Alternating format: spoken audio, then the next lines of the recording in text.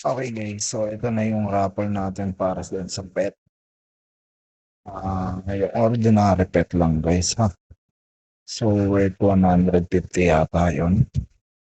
So kung meron na kayong pet, tas napili kayo dito, pwede nyo siyang paltaan basta worth 150 pesos. Up, EP ha. So EP item lang tayo guys, wala tayong Gcash ha. Okay, i-roulette na natin to. Kuya. Okay, wala pa guys. So ayan yung mga nag-comment doon sa post. So, roll na natin.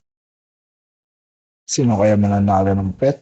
Ako, Tier SG. Tier SG. Ano ba yung comment niya? So, ito. Ako na bahala sa skill at food niyan, boss. Para makatipid. Tapos yung sobra, pambili na lang. Pambili na lang ng gold.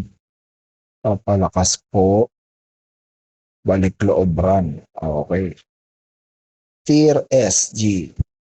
Okay, siya yung winner ng ating raffle guys. Congrats sa'yo boss. Ikaw yung nanalo ng pet. PM mo na lang ako para maklaim mo yung prize mo. Okay? So, sa mga hindi nanalo, abang-abang kayo.